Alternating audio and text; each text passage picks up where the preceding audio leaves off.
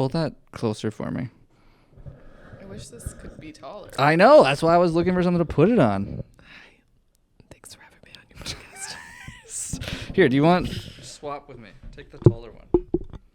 Oh, is that one taller? I have a really tall body, if you haven't noticed. I was going to say torso, but it's just the whole thing is tall. All right. There we go.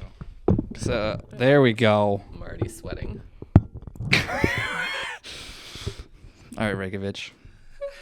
Awesome jokes from college. You like this? We got to start off with a joke. Are you ready? Oh my God. This is how you start every podcast. Yeah. So everyone's like, hey, welcome to the show. And people are like laughing at your funny joke. Yeah. Love it. Let's do it. Dana Raykovich, welcome to the show. How you doing? I'm good. How are you? Oh, sorry. I'm good. I'll sit closer. I was gonna say, do you want to like sit on the corner? On maybe? the ground? I'll sit on the ground. No, this is okay. I'll just get comfortable. Okay. Okay. So why didn't the marketing couple decide to get married? I feel like I should know this. Why? Because they weren't on the same landing page. Wait. Good one. Could the whole show just be that? Of like you doing dad jokes? I always start the show off with a dad joke. So in all seriousness though, so we got connected because we're both in the health and fitness and wellness marketing world. And we sat down and we had a conversation about how we feel like we want to bring some value to people that are doing marketing in their business, but they're not really quite sure what they're doing. Let's be honest. But before we get into that, because that's all like the juicy content strategy piece. Before we get into that though, can we just start off by telling people who you are, what you do, what you're up to, and how you basically got into the marketing world in general? Okay. My name's Dana. That I know. And I own a company called Milk and Honey Marketing. And we do healthcare marketing strategy for retainer clients. And then we also pivoted in the last 5 years or so to really focus more on web design for healthcare clients. As far as how I got into healthcare and marketing, it's funny, I used to like walk the grocery store aisles and just be fascinated by the products and like, why is it that this product's design would draw my eye and not that one? And like, why is this one on this shelf and that one's on that shelf? Do they have to pay more for that shelf? And I was just really interested in design. And then I got into marketing school and like finished my last semester. And I was like, well, when are we going to learn design? They were like, yeah, no, that's in a whole different college. That's in the communication school. And so I was like, okay, I guess we're just going to do marketing. So I started, my first job out of college was for a hospital. And I was really lucky to have a really wonderful boss that took me under her wing. And so she's actually the one that taught me design. And she knew that I was really interested in it. And she was very patient with me and let me, play with all the Adobe design suite and let me kind of take over, making all of the flyers and doing all of the things. And so it got to kind of satisfy that part of me. But yeah, I guess that's how I got into marketing. Perfect. Cereal. Yeah. Checking out the products in the aisle. I like that. Yeah. I feel like as a child, I didn't even actually notice that stuff, even though it was for sure having an influence on my choices and decisions, which I always think is interesting, is like how our environment so often plays us like a fiddle. Like literally you walked in here and you saw clothing and you're like, ooh, like shiny stuff. Like how can I have this? Right. I must have this. Right. Yes. Yeah. So that's cool that you were already recognized that stuff was like making a difference on buying and life and shopping choices. Cause like it's everything, right? It's like the people we spend time with, it's the places we go, the parks, everything. It's always like, it has a design, whether we realize it or not. Yeah. And exactly. I think it's so interesting because like we rarely recognize good design, but we definitely recognize bad design. Yeah. Right? Yes. So anybody can recognize bad design. Right. Like why does this thing not work the way I want it to work? And then you notice it, right? Yeah. So let's get into a little bit more about the marketing side of things in your healthcare journey then. So like, what are some of the stuff that you learned as you were working in healthcare that maybe people could avoid, or some of the things that we could learn from your experience in that setting? You mean like working in the hospital or on the patient side? I would say really anything related to like your first days in marketing, of what were the things that you noticed from the get-go that was like areas of improvement that you noticed right away? I love how positive you are. Everything can be Here's improved. some opportunities. Yeah, I mean, right out the gate, I think coming into healthcare, it was really clear to me that healthcare was kind of behind on design, incorporating design into what we now know as patient experience. Like that wasn't really a thing back when I started. And, the patient experience isn't just when they walk into the clinic. It starts much, much earlier than that. And so, yeah, I think, looking at all of the marketing materials right off the bat, I was like, oh, wow, we're going to work on that. But I worked for a corporation. There was a lot of, red tape. And so I did what we could, if any marketing materials came our way that we could develop. I really enjoyed doing that. But a lot of the times things were, brochures and things like that. They were like shipped to us, and it was like, this is what it is.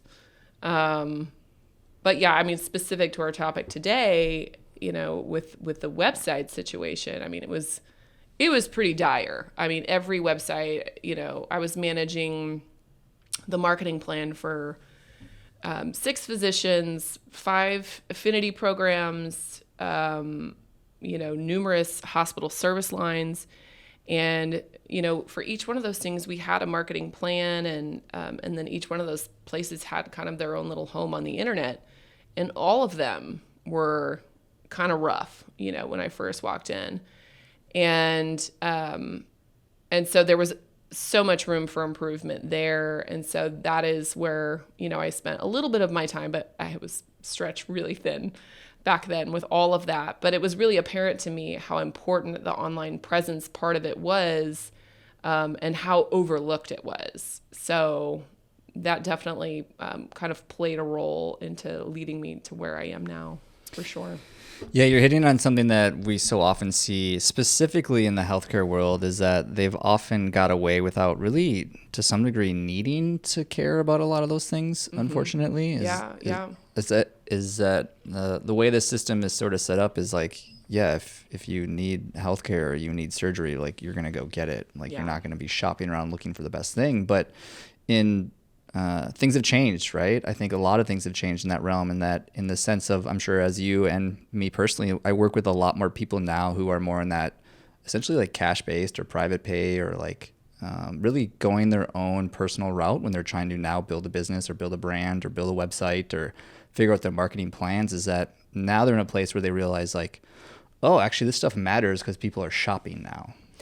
Yeah, I mean, the landscape has definitely changed. Back when I started, people I think were still primarily listening to, I mean, private pay is one thing, but even in like the regular healthcare landscape back then, everybody was just listening to their PCP. If you said you need to go see this ENT, you didn't question it. That was just where you went. And now, the landscape has changed so drastically that healthcare practitioners really have to be aware of, I mean, this is not news to anybody, but they really have to be aware of what they look like online and that first impression that they make. I heard this statistic the other day that before the pandemic, 50% of private practices had been bought out by corporations and private equity groups.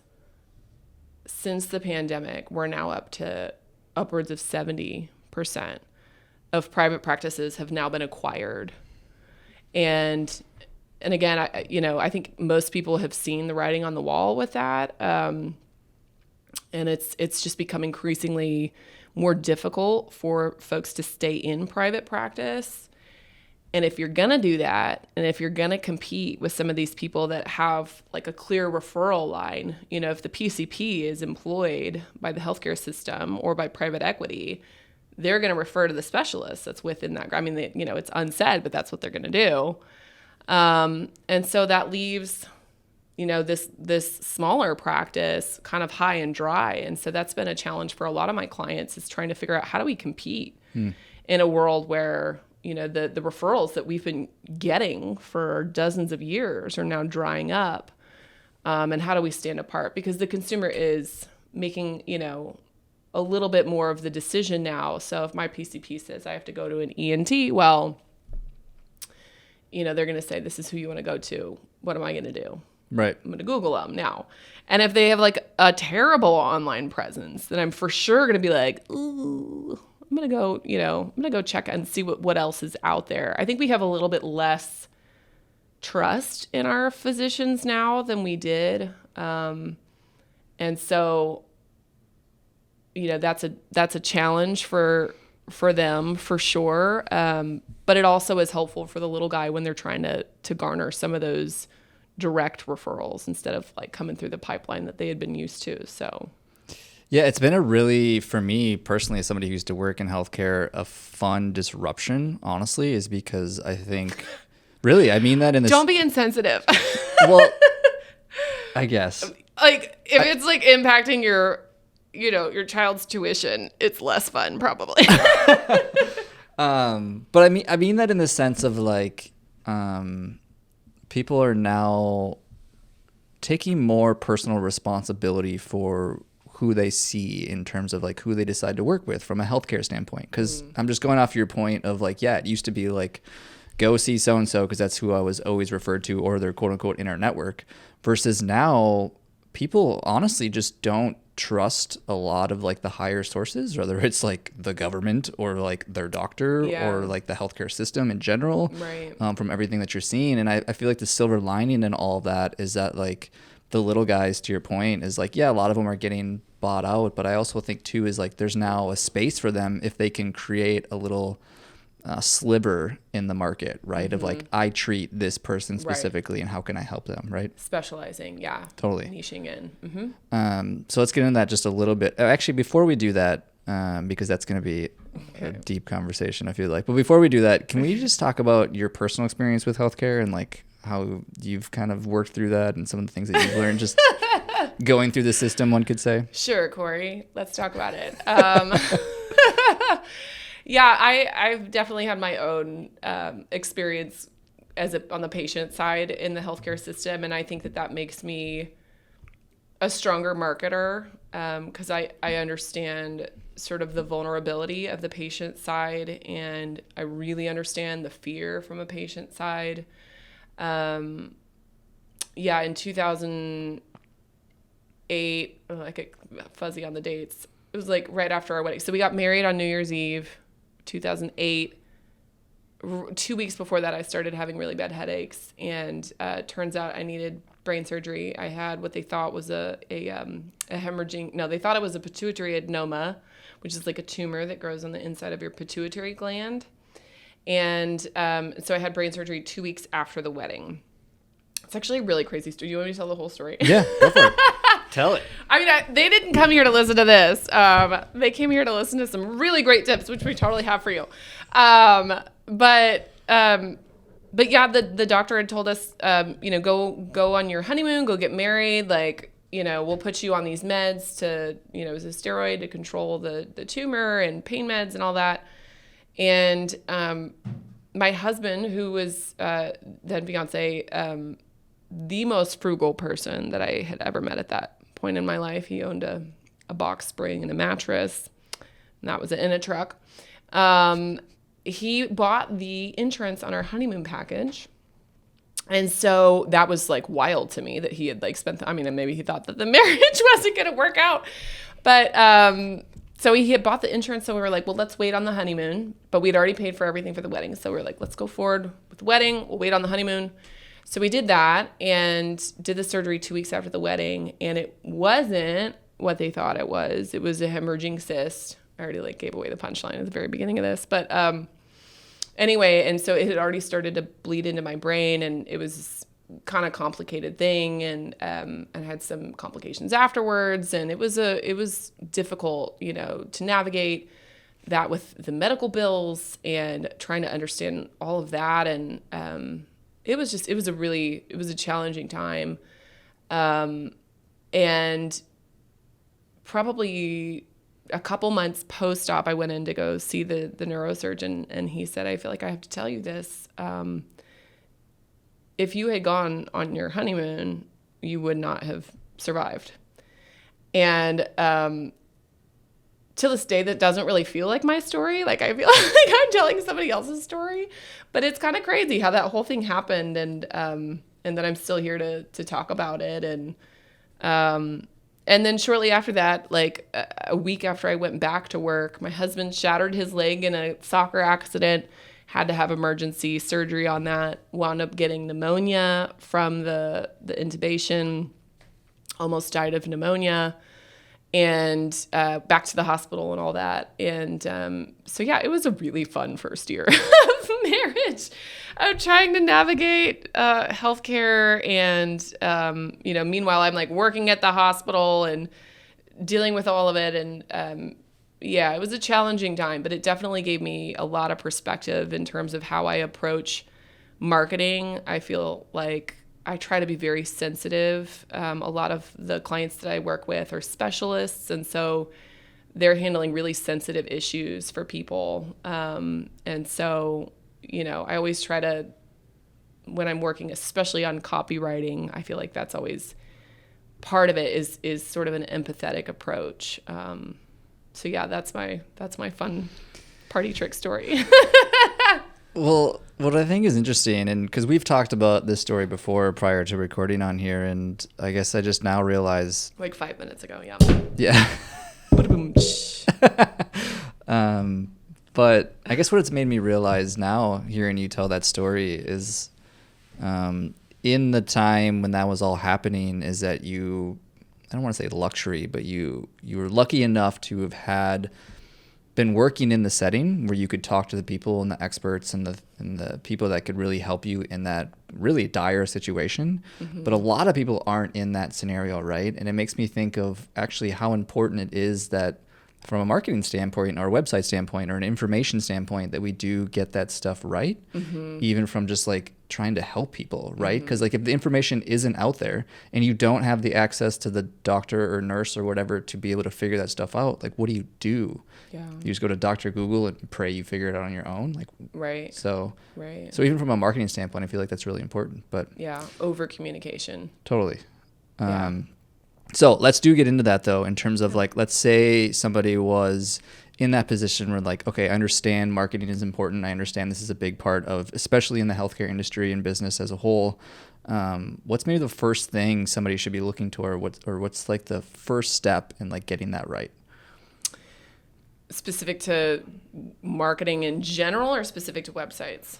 We getting into it? Should I pull up my notes? Let's say marketing in general, because I feel like that'll lead into websites. Marketing in general. Okay. Yeah, a lot of it, there's a lot of overlap.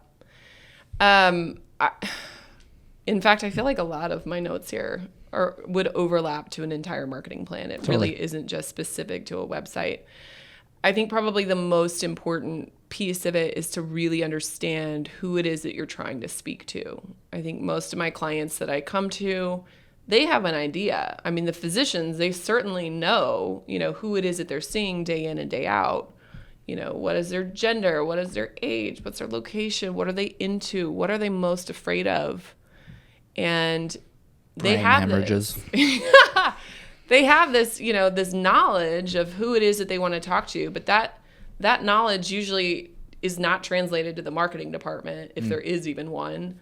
And it's definitely not on the website, and so I think that's probably the most important thing that you could do for your practice, is to really understand and wrap your brain around exactly who it is that you're speaking to and what are they interested in and what their fears are.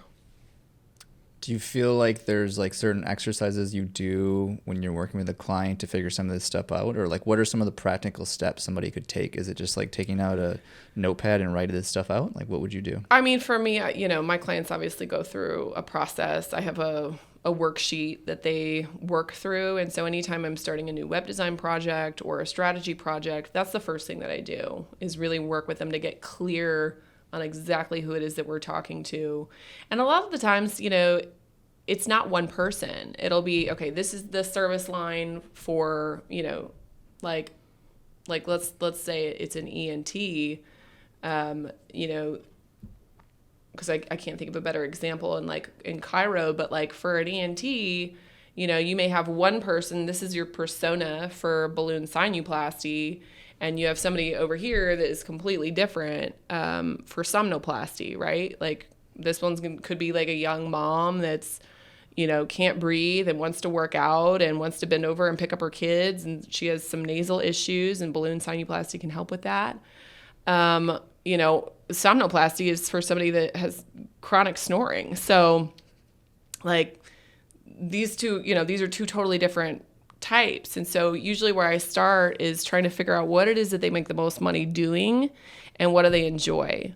And so, you know, that's a challenging conversation for doctors because they don't like to think of it, you know, as a business, and they don't like to think of their clients as clients. And it usually takes a little bit of prodding to get to that point. They don't want to talk numbers, you know, because really like most of my clients are not, you know, they're not in it for the money. But like they have to keep their doors open. And in order to do that, like this is where you start. You have to figure out what is paying the bills and that you feel is an ethical service offering that you have. And so we usually start with that. We pick the top 2 or 3, and that's what we're going to focus on.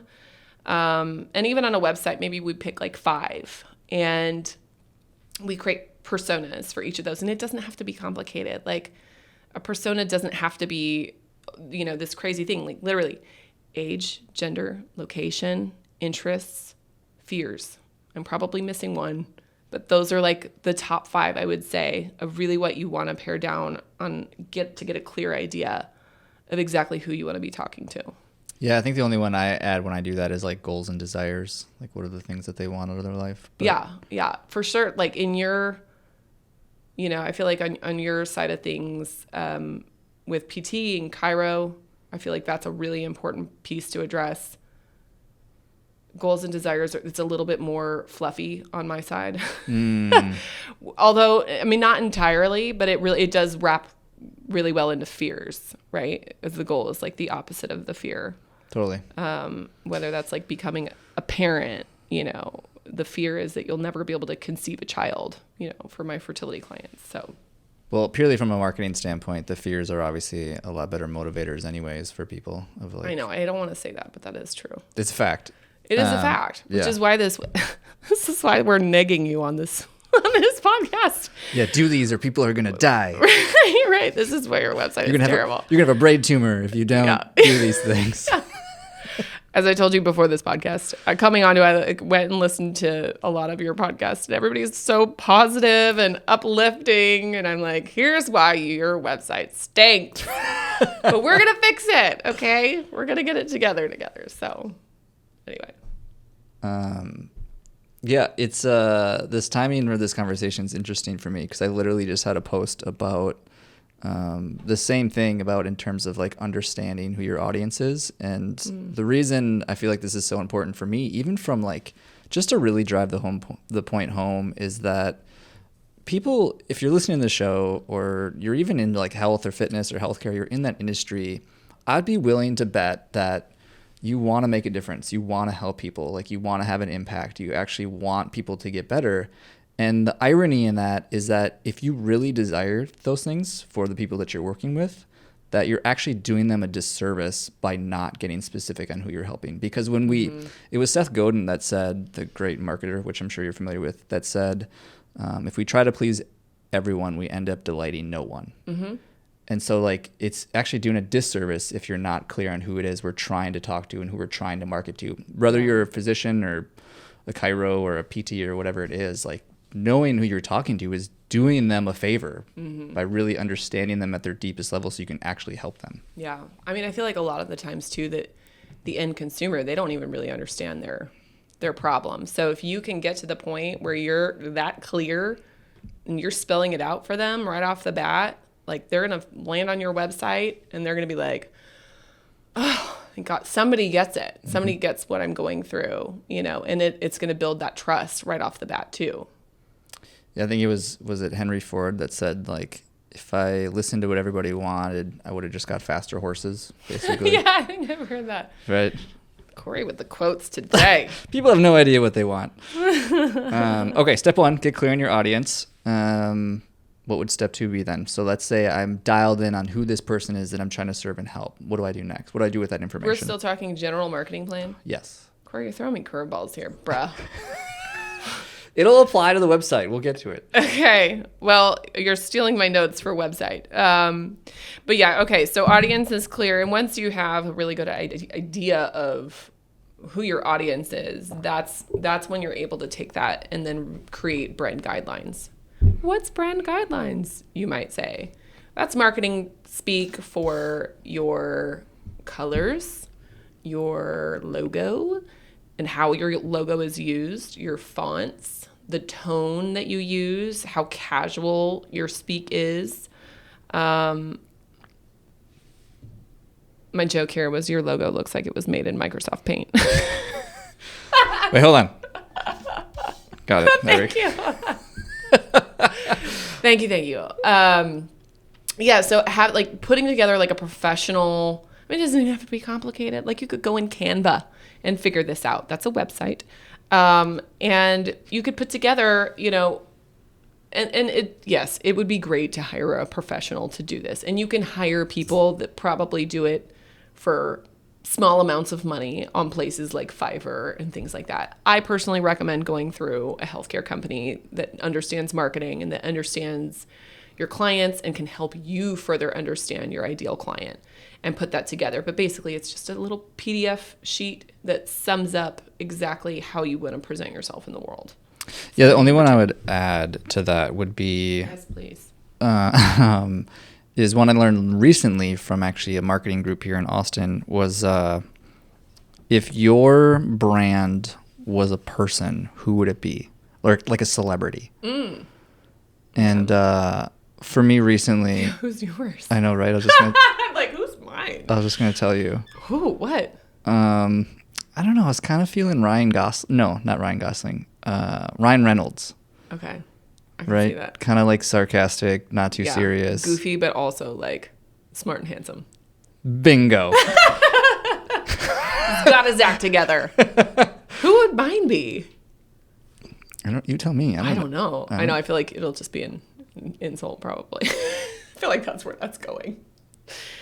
I don't know. We don't have to put this on the podcast. We can discuss that after. Who would it be? Let's figure it out. Oh God. What embodies? I mean, you could have. It's like, what's the female? Who's his wife? Blake Lively. I'm not saying. Are you proposing to me right now? Okay, that's what that sounded like. But no, I was just thinking like you have. That's obviously why we get along. Is like you have that same like you're fun, playful, kind of sarcastic. So like Blake Lively. Blake Lively's super cool. Right.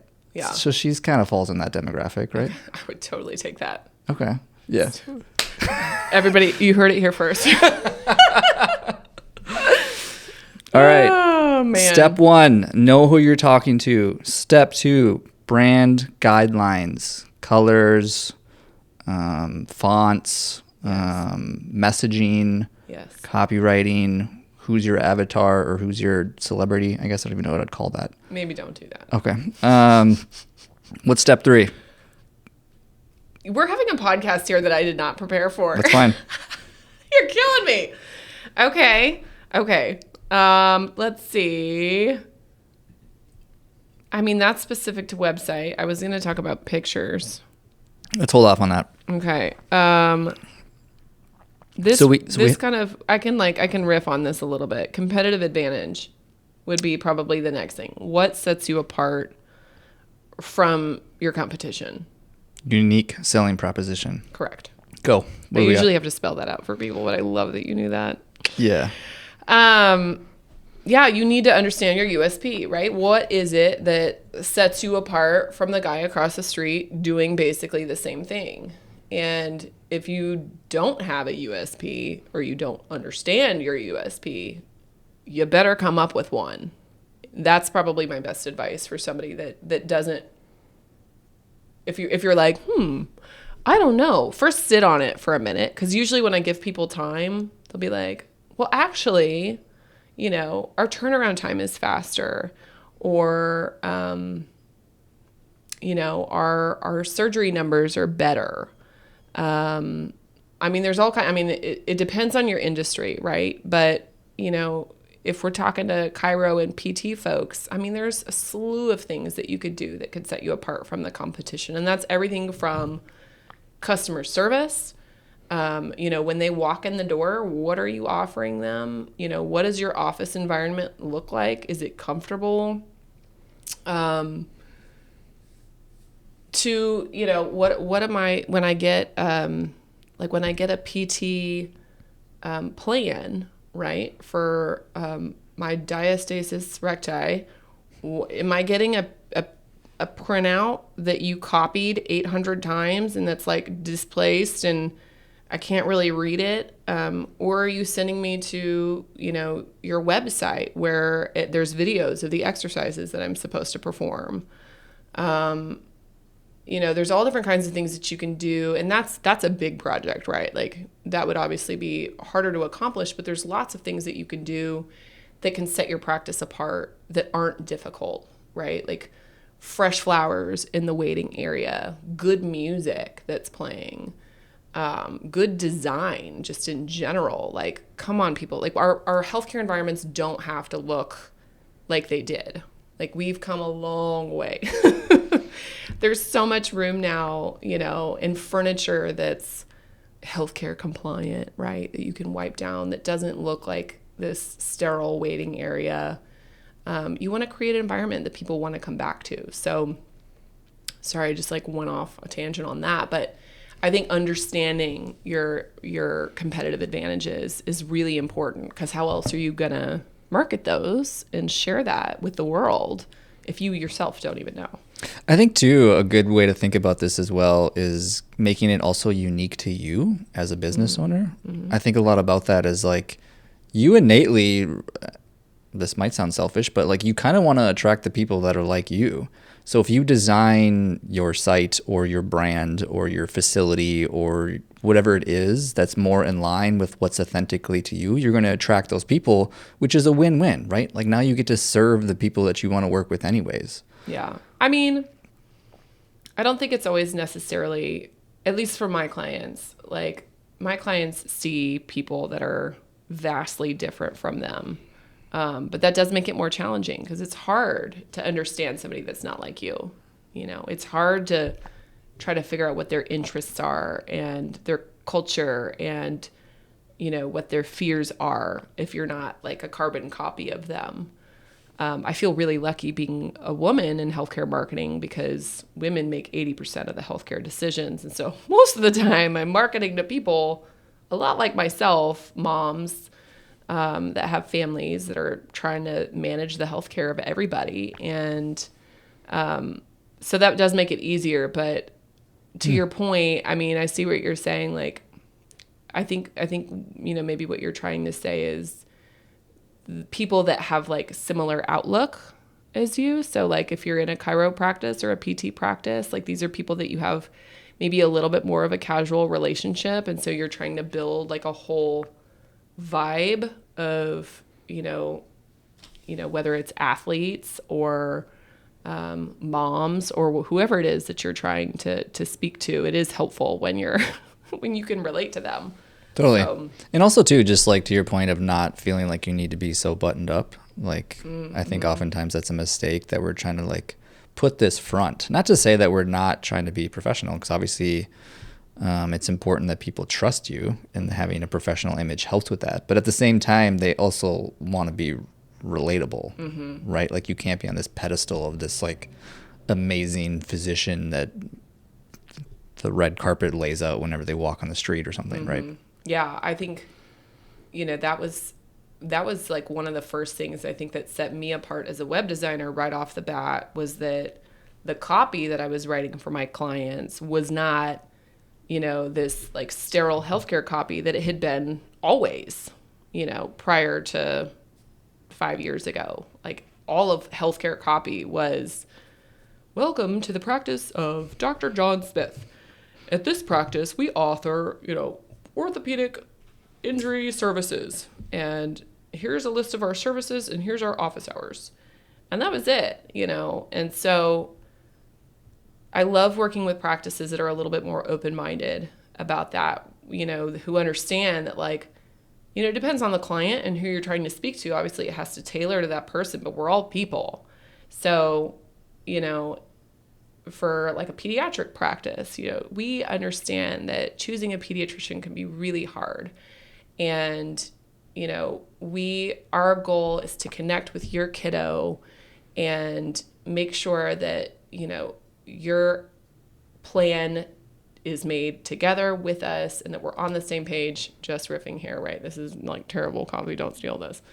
But my point being is that, like, it's more conversational, and that's like a major turn that if you're not a healthcare marketer, maybe you haven't like recognized that, but I think it's a really important thing to incorporate into your practice however you can, whether that's through social media and the way that you're speaking to people through social media, or on your website or your marketing materials. How can you give your brand personality, to where it's not that boring, just healthcare talk?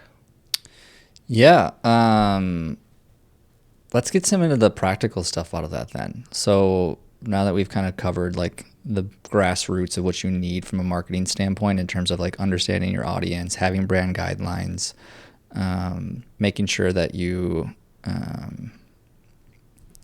have some sort of unique avenue or unique selling proposition. So let's get into some of the practical stuff of, do you need a blog? Do you need certain headlines? Do you need certain photos, click links, that sort of stuff? Like, I'm going to pull up my notes down, Corey. Pull them up. It's on. As far as a website goes, because that is kind of that's my expertise. There's a lot of pieces that are really consistent. When people come to me, I see it time and time again. Pretty much every website that I've worked on has shared almost all of these struggles. Let's talk pictures. So, prior to 5 years ago, if you went to a healthcare, practitioner website, you would see a headshot, which is usually from like medical school, and it's from the 1980s. Like, I literally had one that a doctor gave me once in black and white, and I was like, no, no, we're not doing that. From 1937. Yeah. It's the best photo I got. So, let's talk things to avoid first as far as pictures go. Old headshots. Like, come on, people. Like, we can do better. Let's get some new, fresh pictures in there.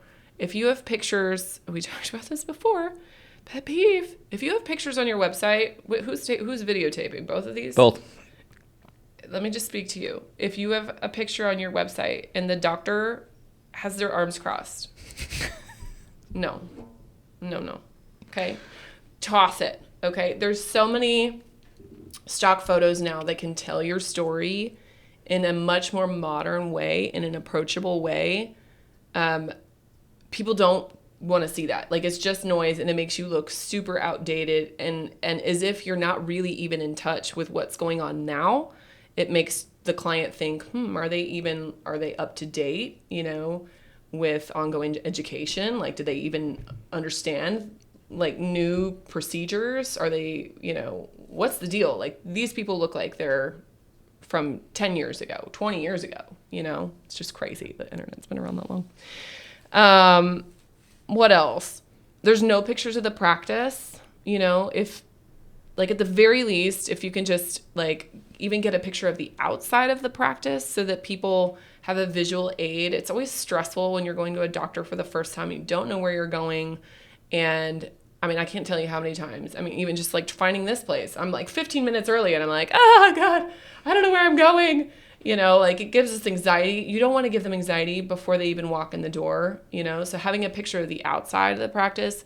Ideally, you would have a photographer come in and do what we like to call in marketing speak lifestyle shots, right? Of you treating a patient, of you know, your front desk person greeting somebody at the door, of like your waiting area, and making it look nice, like putting some fresh plants in there. Plants will take you really far, as far as making a space feel really comfortable and inviting. So lifestyle shots, and that's, you know, you can find good photographers where that's not super expensive. It's not the cheapest investment usually, but those are pictures that you can use everywhere. You can use it on your website. You can use it on your Google listing, your Yelp listing, your Health Grades listing, your social media accounts. Like, you can put all of that everywhere. And that's kind of part of your brand guideline, right? It's telling your story, you know, across the internet, so that no matter where somebody goes, they're going to get a consistent impression of you. And then, yeah, you need a good headshot. I like to take my headshots outside. I mean, I don't take them. I'm not a photographer, but for my clients, I like to do them outside. I like to incorporate as much of God's green earth into all of my marketing as possible. I just feel like it helps make things more approachable and comfortable. I'm just a big fan of plants, but I digress. Yeah, I think that's my top picture points. You have anything to add on that? Yeah. Nice softball back to me. That was good. Have you been on a podcast show before? First time. First time. That's what she said. Anyways. No, you didn't. Yeah. So 2 things. All that's phenomenal, for the record. The other things that I would just add, though, to your question, one would be like, just make sure they're within brand, right? So I often tell people, like, if your color or logos are a certain color, try to wear that shirt or that dress. Thank you for pointing that out. Yeah, because like there's nothing worse than like having great photos, but then the colors completely mismatch to what we're trying to do within your business. Yeah. And the other thing too is that I always tell people, if you wouldn't do this in real life, like, don't take a photo of you doing it. Yeah. Like, where everyone's like, good advice. Hands in the middle. Oh gosh. Or like, no. Let's, you know what I mean? Like, whatever the fake photo is that people are immediately everybody's like standing around with their hands. Right. Like, no. Exactly. That's why the hands crossed one is like, you never do that in real life. Why are you doing that in a photo? I'm a big fan of candids. Like action, you know, you like see an arm moving, or you're not looking right at the camera. No. I can't think of a single picture that I've put on a website that people are looking right at the camera outside of a group shot and a headshot. Basically everything else, the attention should be directed at like whatever it is that you're doing.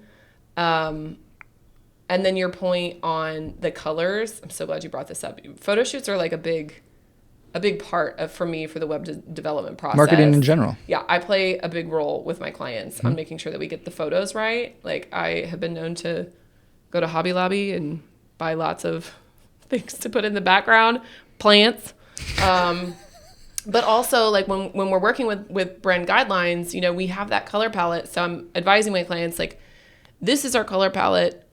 These are the colors that you don't wear, right? So if your color palette is like warm or like soft colors, like, don't, like, if it's like teals and blues and whatnot, don't go wear red, you know, and don't wear all white, don't wear all black. That can work sometimes, but it's a little trickier sometimes with editing. But like, I'd get like a little, like say teal is one of your brand colors. Like, get like a little teal flower pot, right? That's in the back of your picture. It's blurred out. You're not really seeing it, but man, like, that takes your marketing to a whole nother level when it looks like you thoughtfully put together a photo shoot and it's really like speaking into your brand. Speaking of pet peeves, like you hit on earlier, nothing crushes my soul more than like designing a great site and everything looks good, and then they come to me with this photo that just destroys it, right? I can't speak on this because it's too personal, actually. It happens so it's hurtful. It's bad. They're like, well, I took all these like great personal photos, so I don't have to use stock. And it's like, but it makes it look worse, like 10 times worse. Like, I'm like literally going through this situation right now, so I feel like I shouldn't speak. It's painful. It is painful when you pour your heart and soul into a design, and then a folded arm stock photo picture comes back and they say, we want this one.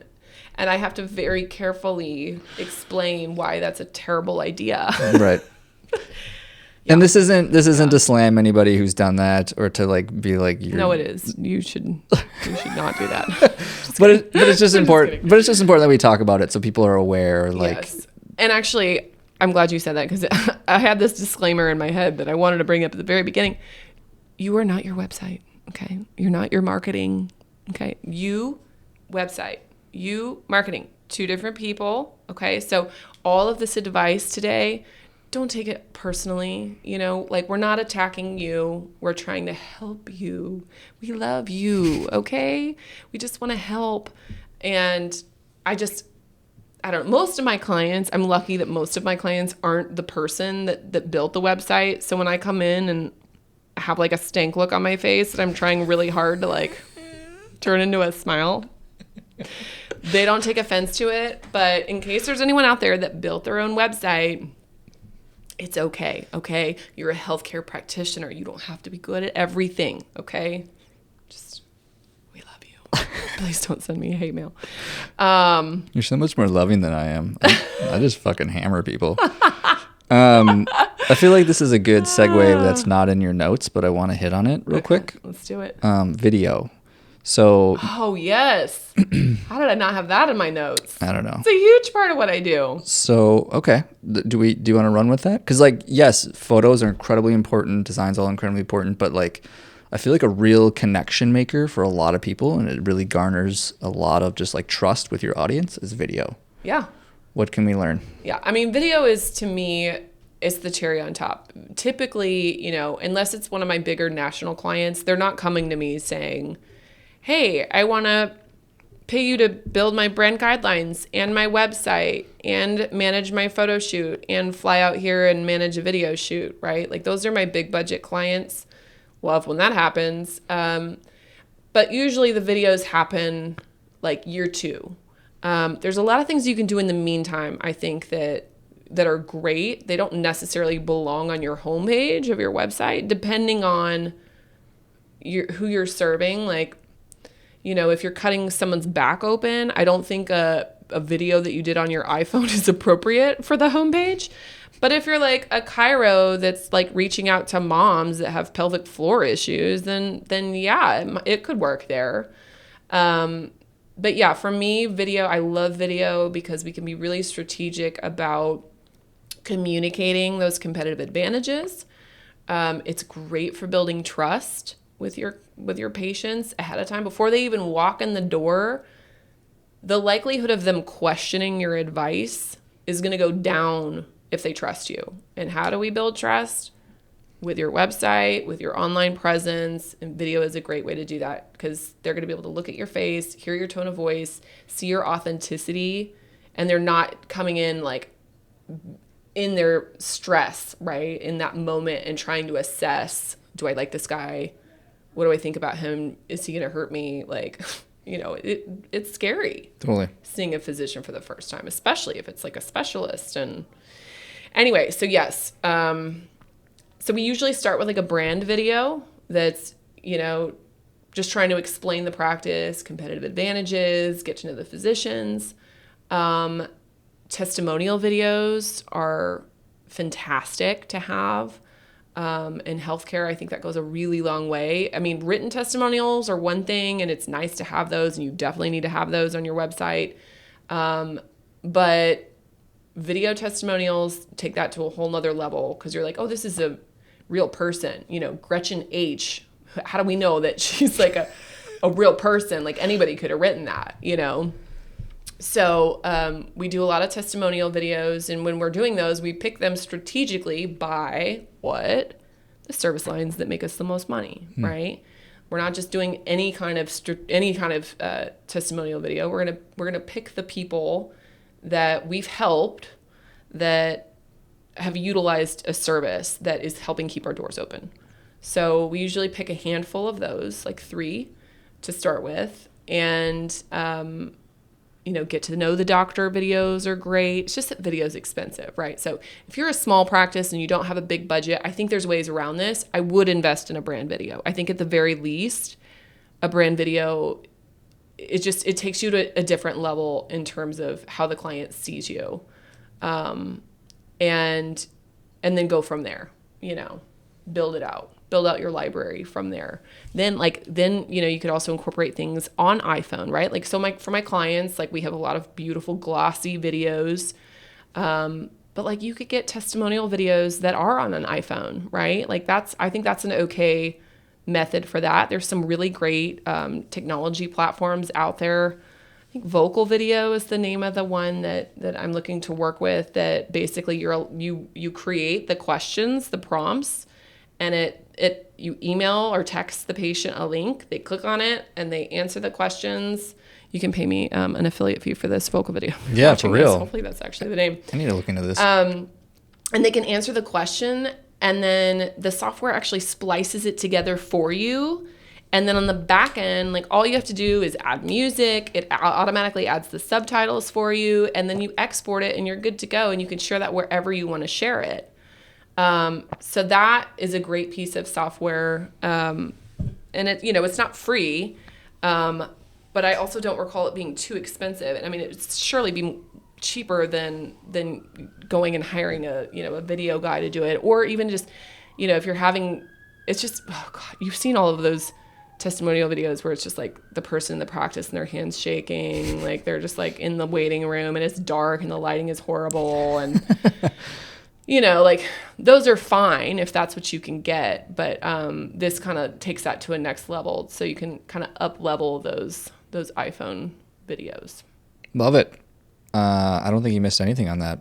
Yeah, I'm sure I did. I'm gonna lay awake at night. Well, the only thing I was briefly going to touch on is, like, yeah, I think it's worth considering what kind of practice you have, because, like, oftentimes too is, like, if you can, to your original point about, like, get a client just to, like, take out their phone, stand in front of a window, and be like, hey, just, like, can you just record yourself just explaining how your experience was with me, and, like, making it as pressure free as humanly possible is so important, because, like, how hard is it just to get a basic, like, review from somebody? Like, that's the hardest thing in the world at times, right? Yeah. And so, like, my basic system, just if anybody wants to steal it, is basically, like, I'll ping people a total of 3 times, and if they still don't do it for me, then that's cool. Like, I'm just going to kind of move on with my life. But, like, having some sort of way of being like, hey, if you could do this, it'd be great, and then just follow up with them a couple times. And if not, that's fine. Yeah. I actually built did I tell you about this? I built a review system. We can talk about it offline, but because I think it's really important, you need to be pinging your clients that you're seeing a minimum of 3 times, and it should be, they should get 1 email, they should get a text. Text is the best, right? Like, if you're, like, nobody's sitting around on their computer, and I don't know, I suppose you get email on your phone. It sounds so outdated. You get email on your phone, but text is the best. I feel like it has the most. You get so much trash email. You get way fewer trash text messages. So I feel like you cut through the noise a little bit better with that. And there's some companies that you can partner with in order to do that. But yeah, it gets a little complicated when you're trying to automate it, because EMRs are just notoriously awful for doing that. But I built a workaround, so we'll have to talk about that offline sometime. Photos, video. What do we got next? Babe, if your website is not HIPAA compliant, we need to talk. Okay. Are we beeping on this side? I just want to make sure we're good. Nope, you're good. Roger that. HIPAA compliant. Go. HIPAA compliant. Okay. This has been common. I mean, I'm not going to say all, because I just don't want anybody to go to my website and be like, none of these people were HIPAA compliant. Let's just say it's very, very common that most healthcare practices and organizations, like big organizations, their website is not HIPAA compliant. That's something you should be aware of from a consumer perspective. But before you tell people how to fix that, why is that a problem? We're talking now it's a big if, right? Like, who's going to turn you in for this? How are they going to know? Well, how are they going to know? Because they can pull up your website, and they can see on the back end exactly how your form builders are working. So it's not a secret. Like I could go to anybody's website and pull up and be able to see what they're using, and know right off the bat whether or not they're HIPAA compliant. It's important because if you have a form builder on your website that's not HIPAA compliant and you are aware of this, and then they find out, the governing body finds out about it, we're talking fines. I mean, listen, I don't think they would ever throw the book at somebody, but they have a little bit, and like there's jail time. Like that's what's listed. Like when you Google it, like go Google it, like that is what's listed is a potential repercussion for not being HIPAA compliant on your website and your form builders. So that's like the first thing right off the bat that I usually address with my clients when we're sitting down to look at their website. I mean, almost never, because they don't really think about that, right? They're not doing it maliciously. They're not trying to hurt people or be, irresponsible with their PHI, but people just don't realize that is a requirement, that your forms need to be HIPAA compliant. It needs to be encrypted and secured. So. Love it. Anything you want to add to that? No. Any sort of forms that you use personally with clients or things of that nature that people... You just want all my goodies. Yeah. All the secrets.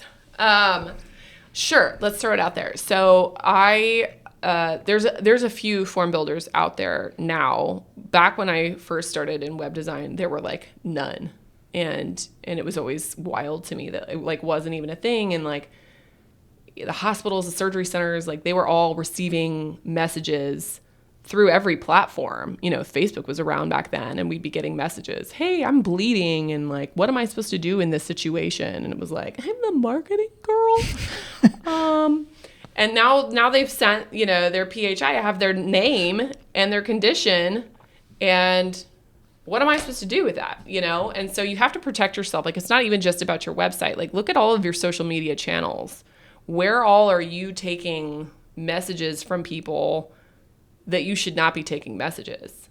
There's some workarounds for it. I don't know what they are. That's what I've been told. People are like, there's workarounds. Like, okay, well, I just don't do that. I shut for my clients. Like we have too much to risk. So we don't do any communication via social media channels, which I know for like your clients, that's probably not a great thing for them, because I'm sure that they have a lot of people writing in through there. So it might be worth investigating, what workarounds are there? Could you, instead of messaging through Instagram, could you link to a landing page where you have a secure messaging server there? And you have to think about your risk, right? Like if you're a small practice, the odds of that turning around and biting you are probably pretty small. But for some of my bigger clients, it's a concern of theirs. So I almost like went back to school specifically for this, for cybersecurity and healthcare. And then I decided it was too stressful. I was like, maybe I'll just actually, after all of that, just focus on the design piece of it and the marketing piece of it, because HIPAA really freaks me out. If you haven't noticed, I get irked about it, because it is scary, and you never know if you're going to be that practice that's going to wind up having like either be hacked. It could be a black hat situation, or, the wrong information is sent out. We've had that happen many a time, where the wrong, patient information is sent out. Like, you gotta dot those I's, I never thought about this until you just brought it up, but how many of their doctor influencers are that are out there that like, right? Yep. I can't speak on that at the moment. Yeah. Well, I mean, yeah. And I have worked and met and helped out a lot of those guys, right? And nothing against them as people in any way, shape, or form, but no, I'm sure they have not even has not crossed their mind. But it's something that like keeps me awake at night. Like I'm like changing my passwords every whatever it is, I forget. Like I have it like set up automatically to like change my password every 8 weeks or whatever. Your social media? No.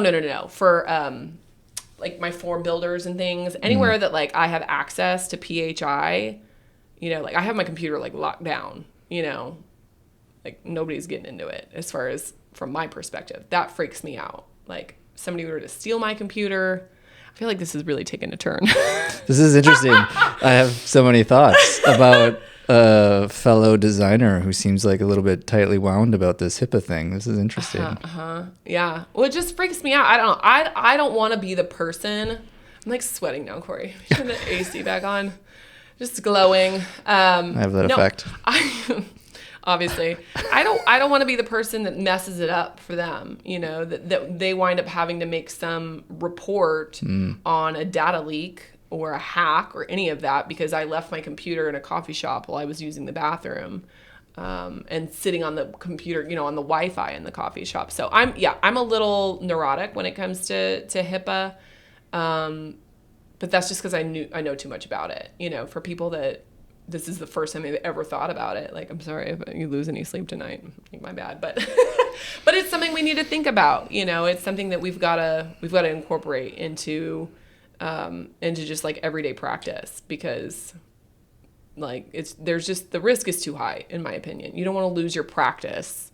You don't want to lose your reputation because of a freaking website form or because of your Instagram account. So well, even the one that really shines brightly for me is like TikTok, in terms of how many like influencers there are on TikTok, which is a fun fact. Did you know that actually TikTok is now a bigger search platform than Google? I did hear that the other day. Which is fine, but I'm not good at choreographed dancing, so I'm not on TikTok for that reason, but not yet anyways. Maybe in 5 minutes we're gonna do a little TikTok together. We'll join the masses.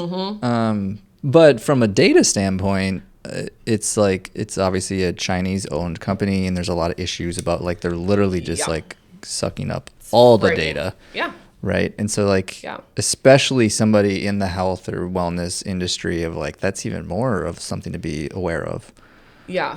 I mean, at the end of the day, like, you just have to protect yourself, I think, and you have to do your best. I think that, with HIPAA, I feel like they're lenient in the way that, like, they're not lenient with most things, but they are lenient with marketing in the sense that if you have done your damnedest to protect your patient's information, the odds of them coming down on you with a fine, certainly not jail time, I think is probably less. So, wow, we're talking jail time here. This got so heavy. Let's move on. Okay, your phone number is not clickable. This irritates me to no end. Most of the time when I'm Googling a practice and I want to call them, or Googling anything and I want to call them, usually I'm like hitting it right off the listing. I don't even bother going to the website if it's just for a phone call. But if they're on your website and you have your phone number listed, please link it so that if I'm on my phone, I can just boop and call you. Next up, your headline and your hero image. So that's the image at the very top of your website. Sometimes it's not an image, but usually it is. It needs to sum up the problem that you solve. It needs to speak to that person, right? Like, it shouldn't be too vague. I mean, I feel like that, especially, on the chiro PT side, like, vagueness is not what you want to go for. Like we kind of talked about earlier, like, you want to niche in to exactly who you're speaking to. I mean, it could be that, if you have too many of those, they become landing pages. But generally, I'm contradicting myself now, you want to be clear about what problem it is that you're solving, and a picture that resonates with those people. It should not be some random healthcare picture or pictures of mountains or whatever else.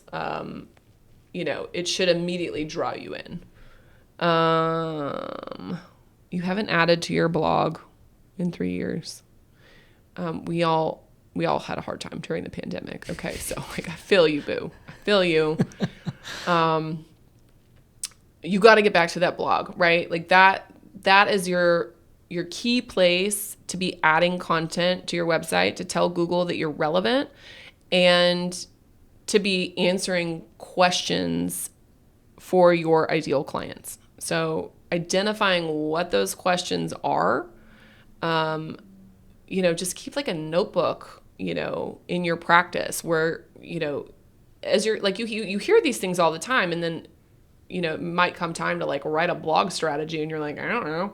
So just like keep a written record of some of the more common questions that you hear in the practice, and then address it, and that way when somebody's looking for the answer to that question, it may be Dana that saw you in the practice, but maybe Jenny over here is having this same exact problem and she's trying to find an answer to it, and like, boop, there you are with your pretty little website and your gorgeous lifestyle shots. Make a TikTok video about it, because that's now a bigger platform. That is not what I'm saying.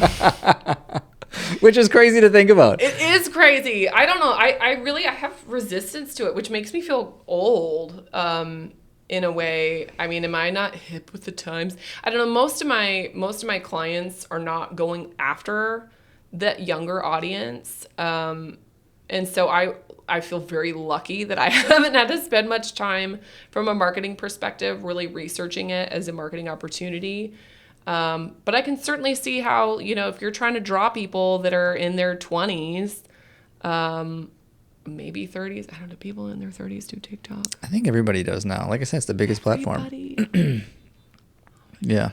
Well, here's my thing. I'm with you. I don't use it. I haven't used it, mostly because like from a business standpoint, the platform's more B2C. I'm more B2B. Mm-hmm. But what's interesting about it though, and like what actually kind of opened my eyes to it, was that really people are just looking for the quickest answer to their problem.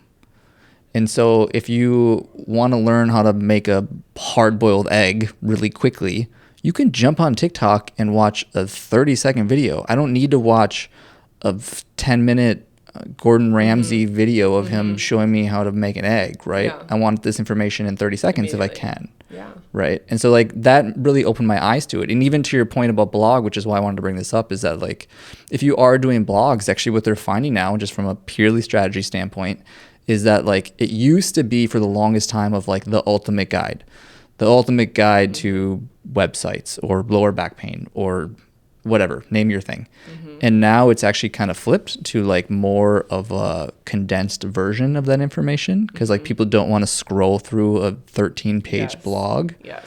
So that's also worth considering, is that people I think kind of get stressed out about like, well, I need to make this like massive blog. It's like, not really. Like if you, to your point about like keeping track of the questions that are asked often, like even it could just be like a frequently asked questions. Like this gets asked all the time. Here's a quick answer to your problem, right? Mm-hmm.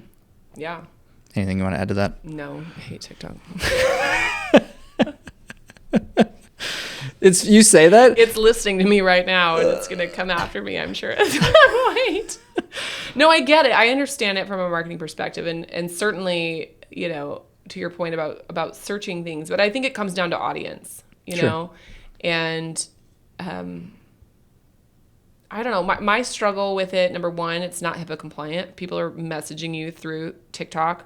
Like, that info's going to China and back. Mm-hmm. And, like, who's to say at some point that there's not some hubbub about, or that they get hacked and, like, all of your messages are released? I don't know. And that's probably a doomsday approach, but I don't know. I don't know. You're just not ready. All right, you're not ready for it. You're not ready. I got cutting edge, except for TikTok.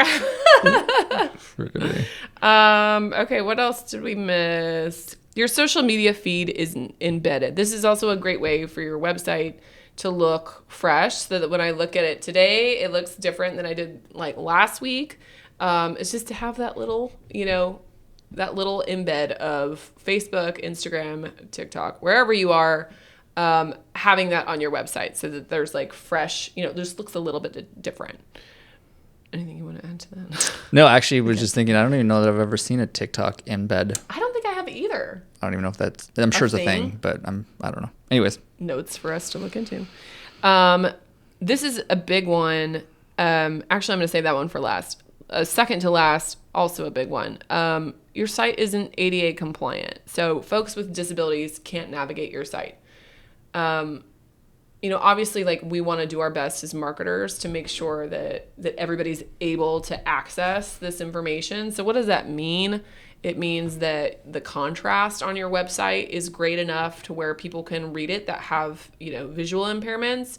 If they're blind, you have your heading tags set up so that Google can actually like read to them the most important content in the direction of that content so that it's cohesive and it makes sense to them.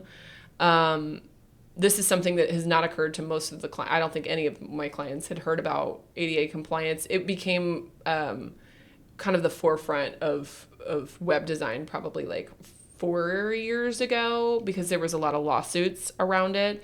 And so everybody got really scared and wanted to make sure that their websites were ADA compliant. So it's definitely something to check off your list with your web developer. And then last is that you don't have online appointment requests that are HIPAA compliant. So again here, this has to be HIPAA compliant. Okay, I feel like we've nailed that home. But number two, and I don't know, is this something that, first maybe educate me about your clients, because this is something that my clients almost never have when they come to me. They never have an online appointment request. Is that something that your clients are already doing? Because I feel like you guys are like more hip and have it together a little bit more. It's something that we discuss with our clients, but it's something our clients rarely, if ever, are aware of. Interesting. I would have thought that more folks in your space would be doing it, because there's so many platforms now that integrate with the newer EMRs. Most of my clients are on older EMRs, and so we very rarely are able to do like a book an appointment situation. So what we do instead of booking an appointment is requesting an appointment, and so that's basically just it's an encrypted form that's sent to your front office desk. They have to enter a password in order to see it. They pull it up, they email the person or call the person or text the person, and then the conversation goes from there. And it seems, I think for some folks, especially, that have been in practice a long time, it seems like a hassle. They're like, oh, well, just have them call me. But that is not what people do anymore. And you're not there 24/7 to answer your phone. I think that's one of the biggest challenges. And you don't have a call center. So, somebody that's having an issue at 6:00 at night, they're not able to get a hold of anybody. But hey, like, I just want to check it off my list as the consumer, right? Like, I need a skin cancer screening. Like, I need it. I don't want to do it. I know that I need it. I need to check it off my list. I feel so much better if I've like filled out the form and it's like sent. And I'm like, okay, I started that process at least. So it's better than nothing. I mean, ideally, I'd be able to pull it up, look at it, see what they have, look at my calendar, book it. They have all the information that they need about me, of what kind of appointment that I need, what's going on with me, what are my issues, what are my questions. Like that's a perfect world, right? And some healthcare practices have that now, if they've been willing to invest in a new EMR. But at the very least, appointment request. Just request an appointment. You can even put on there like, preferred days and times. So you already have that kind of out of the way, so that when your scheduler calls them, they already kind of have an idea of what they need. But yeah, that's hook, line, and sinker. You need that.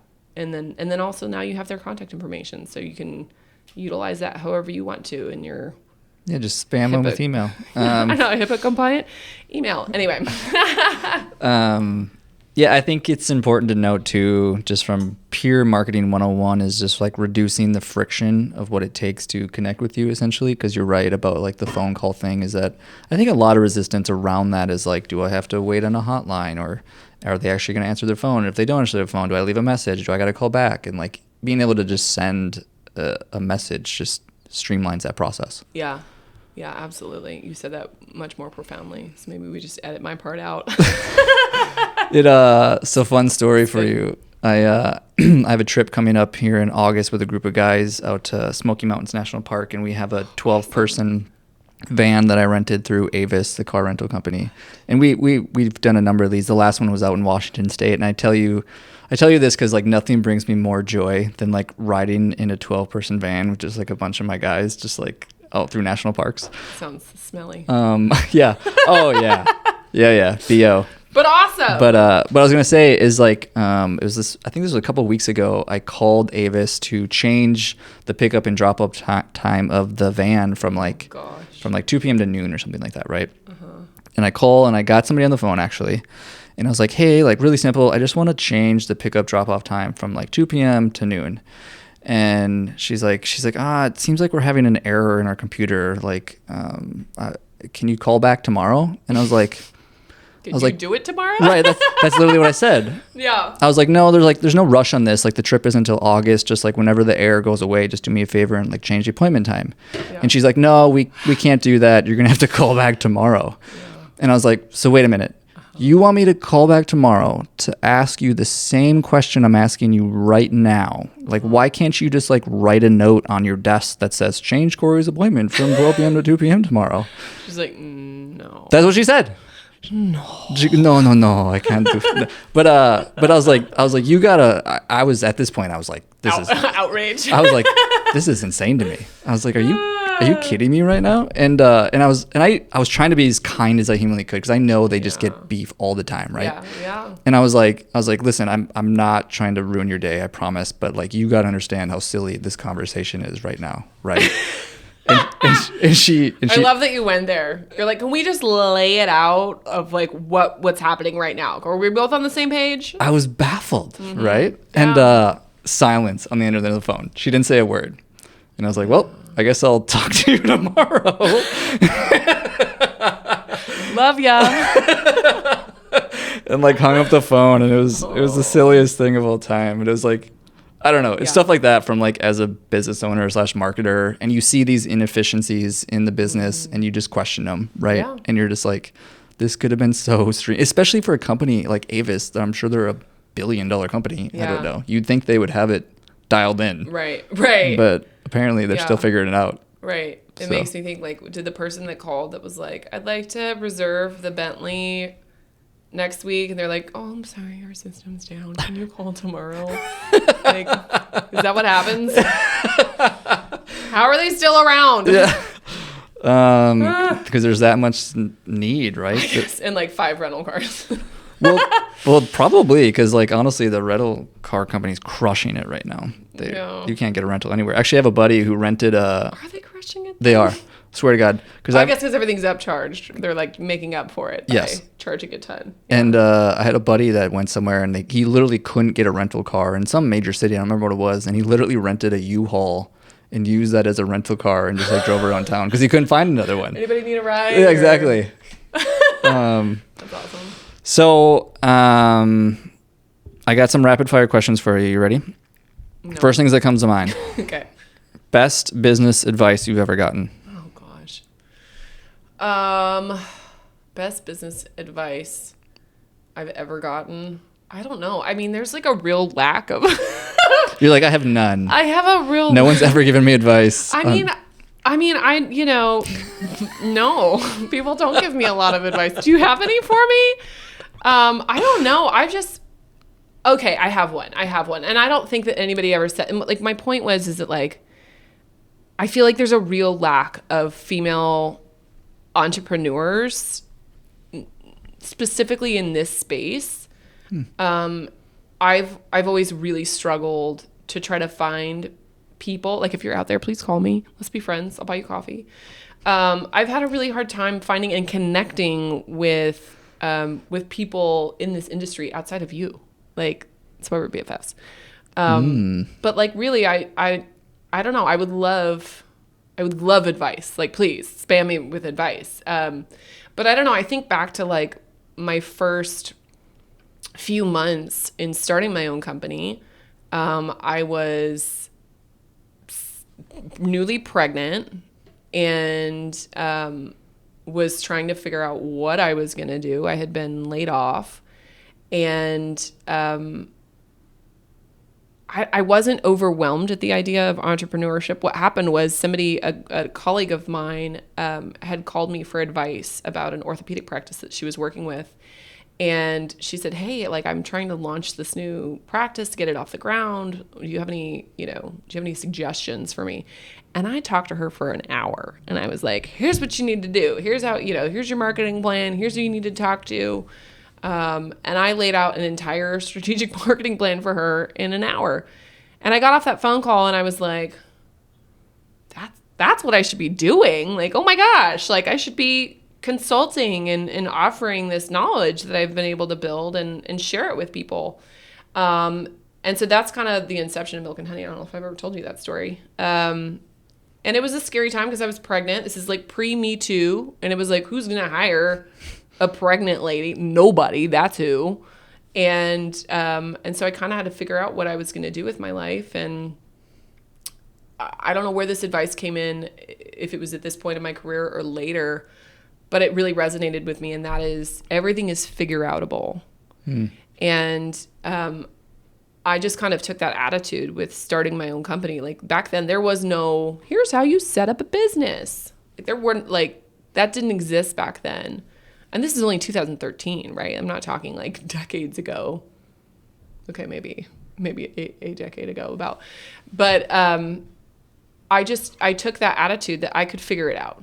And I had to, right? Like I had this impending due date of a baby, and we had just bought a house. I had a mortgage to pay, and so I was going to do it. I was going to figure it out. And so I contacted a bunch of people in the healthcare world that I had worked with, and I said, "Hey, I'm starting this thing. I'm going to do marketing consulting in healthcare. You want to be my client?" And nobody said no. I mean, I was really lucky in that regard, in that I had those relationships with people that knew me and trusted me. They knew I had good work ethic. And so I just figured it out. I figured out how to start a company. And this is before, websites were part of my thing. So I had to figure out how to build my own website from scratch back then. And so, yeah, I would give that advice to anybody that's feeling stuck or uncertain about, what the next thing is, or really overwhelmed. I think a lot of us, I mean, you and me included, we've talked about this even like in this next phase of our businesses, like where are we going from here? I feel like that's a good mantra to have. I'm starting to question if you know what rapid fire questions mean. Oh, sorry. This is my rapid fire monologue. No, you brought up yeah. It takes me a while to get there. I'm sorry. Jeez. God. But no, next, Corey? no. In all sincerity, though, I'm glad you shared that story, because like there's a few things that I think was really good out of that. Is one is like, I think resourcefulness, right, or figureoutable, as you described it, right, I think is so fundamental to somebody that decides or chooses to do their own thing. Is like we're always just figuring it out one way or another. And I think the other thing too is like, to your point exactly about like the consulting conversation you had, is just to go off of that like advice thing, is I was once told, get paid for what you know, not for what you do. Yeah, I'm working on that. Yeah. No, I think we all are. Such great advice. Right. Yeah. I think we all are, right? Is like we're often like, I just literally just had a conversation with somebody about this, about they're like, well, like look at like Elon Musk, like he's not like doing the things, he's just like the knowledge guy and like setting the vision and blah blah blah. And I was like, well, yeah, but he was also at one point the guy literally writing the code for PayPal before PayPal was a thing. Yeah. Right. So we you all gotta start somewhere. Exactly. But yeah, that's the journey of like becoming a real entrepreneur. In my mind, is like, yeah, getting out of the grind of doing it all yourself. Totally. But there's a process. There's a process. Unless you're I'm sure there's some people out there that are way smarter than Call me. me. Yeah. That have figured that out. Yeah. Without having to do the thing. But yes. Second question. Okay. Favorite part about entrepreneurship? I'd say just the autonomy. Is that what you want? Perfect. No, let me extend. I'm just joking. No, when I left my job, so I started my own company, was recruited back into healthcare, left that again eventually after my second child was born, or when I was pregnant with my second child. And I remember going into a yoga class. I had left that job, started Milk and Honey back up again. Milk and Honey marketing, by the way, not the salon. I just don't get them confused. They weren't really a thing back when I started my company. So good job, guys.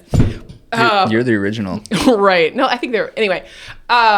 But I was in a yoga class, and I had so much anxiety about doing yoga like over my lunch break, because that was frowned upon back in the office, the job that I had worked in.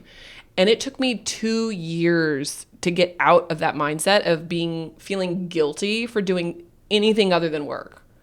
And I still struggle with that to this day, I think, of like, that's like ingrained in my brain. If I'm not working, if I'm not achieving, if I'm not creating, if I'm not doing something, I have anxiety. It's so hard for me to like sit on the floor with my kids and just like be present and like know that that's doing good too. But yeah, autonomy. Nailed it. You, so often I see people that become business owners or entrepreneurs are just like anxiety ridden people that have figured out how to use that in a productive manner. Harnessing the anxiety. Yeah. I know my dad pointed that out to me once because I've struggled with anxiety, I think, since high school. And I was complaining to him about it one day, and he was like, maybe that's your superpower. Maybe that's what drives you to do all of the things that you've done and be successful.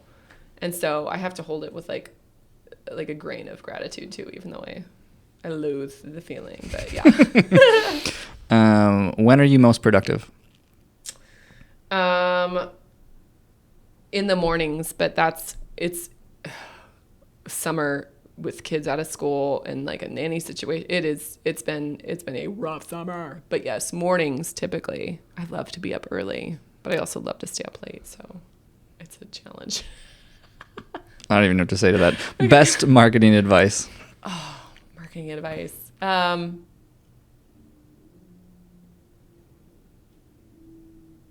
guess just like clarity, like get really clear on what it is that you're trying to accomplish.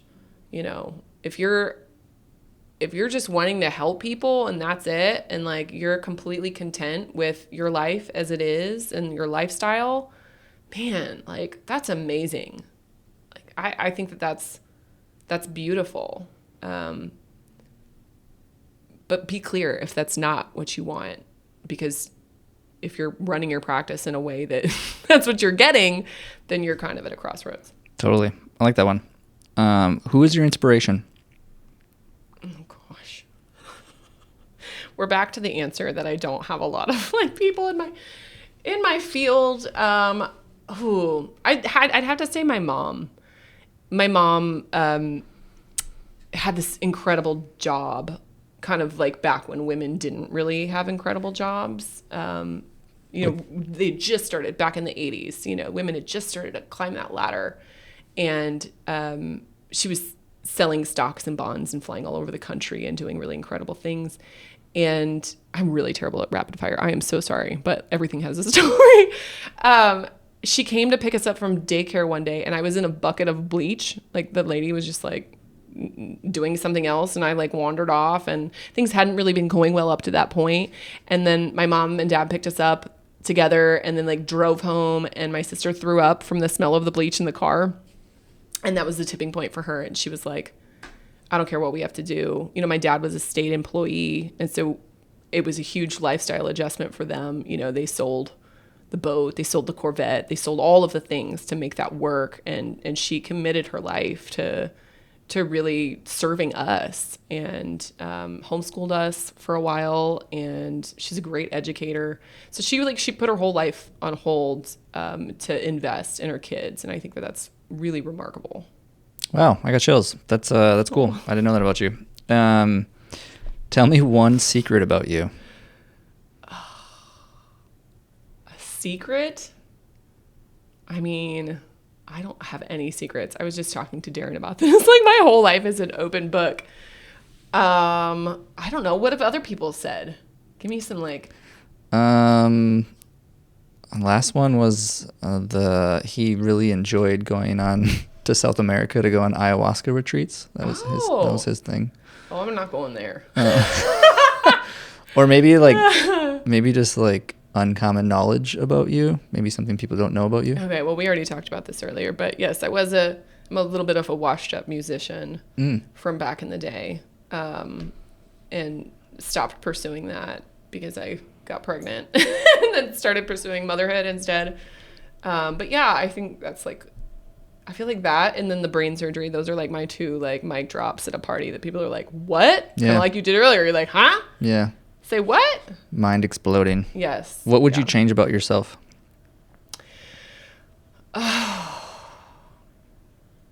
I took a trip to Costa Rica in November with this great group. I think I've told you about them, the Medicine Connective. Mm-hmm. And a big part of that was uncovering things that we want to work on ourselves. And for me, it was softening into femininity a little bit. I feel like I've approached my whole life from a pretty masculine perspective, and not that there's anything wrong with that, but I felt like it was something that I want to explore more, is being like not having to be in charge all the time, not having to be right all the time, and just softening a little bit. That's interesting. You seem pretty playful to me, so. It's not playful. It's like, I don't know, stepping out of the masculine energy of like having to be right. Mm. And being competitive. Like, I just wish I could just like chill a little bit. Yeah. I don't know. It's something to work on. What does success mean to you? Success for me is freedom of my time and my resources. Like when I picture in my mind of what my goals are, it's not to own some fancy car, although that will happen. Just putting that out there. And a sweet boat. No, it's like it's me like being present with my kids, and like my hands are in the dirt in a garden. Like, and that was a curveball. I don't know if you see me that way, but yeah, like being, in the earth, like gardening, growing things, harvesting things. Like I have this dream, we bought this property out in Wimberley. And so the whole purpose behind all of that was to really connect more with, this is going to sound so hippie, but like connecting with the earth and like getting out of, this intense energy of Austin and quieting down a little bit and being more calm and centered. And so gardening is a big part of that. So that's my idea of success, is like playing with my kids in a big garden one day. Maybe in the spring. We're getting really close. So I like that. I look forward to joining you on that one. Yeah. When were you the happiest?